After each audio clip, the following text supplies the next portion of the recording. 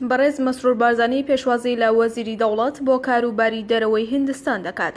ئەمڕۆ 11/7/2017 بەرێزمە سرور بارزانی راوێژكاری ئەنجومەنی ئاسایشی هەرێمی کوردستان پێشوازی لە دکتۆر ڤێجای كۆمار وەزیری دەوڵەت بۆ کاروباری دەرەوەی هیندستان و شاندی یاوەری کرد.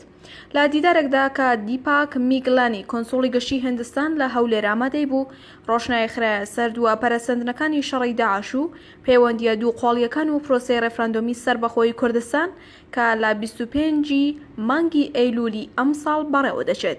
هەروەها بە تێروتەسەلی باس لەو دۆخە سیاسی ئابووری و کۆمەڵایەتیان نەکرا کە بوونەتە هۆی سەرهەڵدانی ڕێکخراوی توندڕۆی وەکو داعش لە ناوچەکە و عێراقدا.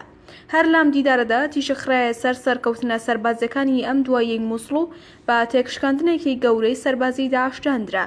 ئاماژەشدرا کە شکاندنی بیری توندڕۆیی وەکو توندوتیژی لەو دەڤەرەدا پێویستی بە کار و هەماهەنگی زیاتر هەیە.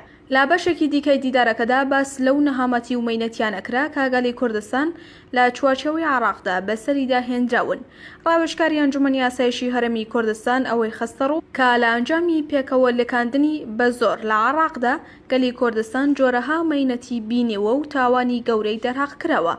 لای خۆیەوە وەزیری دەوڵەت بۆ کاروباری دەرەوەی هیندستان بەرێزەوە باسی لە ڕۆڵی قارەمانانەی پێشمەرگە لە شەڕی تیرۆر کرد و قوربانیەکانی پێشمەرگە و خەباتی گەلی کوردستانی دژ بە هەڕەشە گەورەکان بەرز نرخاند و دووپاتی لەوە کردەوە کە هیندستان لە پشتیوانی و یارمەتیدانی زیاتری هەرێمی کوردستان بەردەوام دەبێت.